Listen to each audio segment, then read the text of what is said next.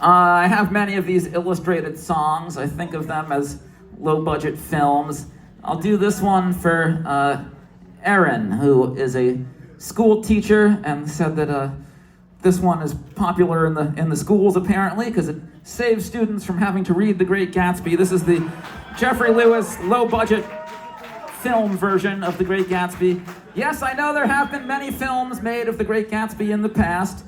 There was the 1930s kind of silent film one, and there was the 1970s one with Robert Redford. There was the 2013 Baz Luhrmann $200 million Leonardo DiCaprio one. But I think the Jeffrey Lewis low-budget film version of The Great Gatsby is the greatest one of all. And I'll be backed up by my iPod here.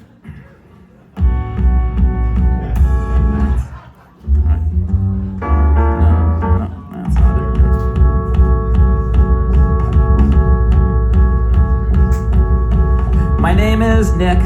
I went to Yale and I served in World War I. And when I moved out east to old New York, the roaring 20s had just begun.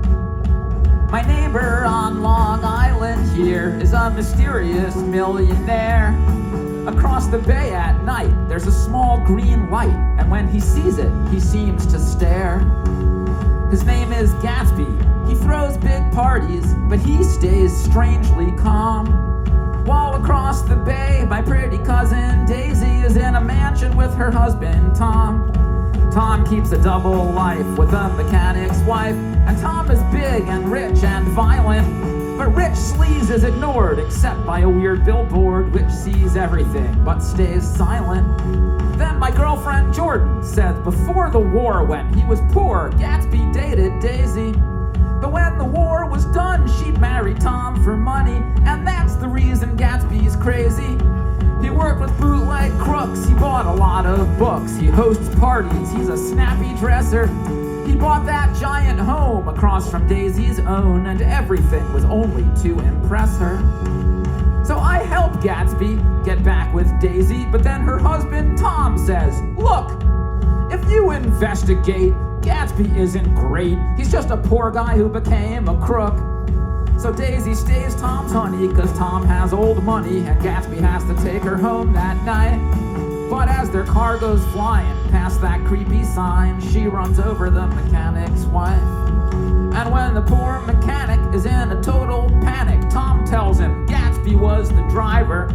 So the poor sad fool shoots Gatsby in his pool, then shoots himself, and that leaves no survivor. Well, Nick's still my name, and that green light's the same as it remains so far away at last.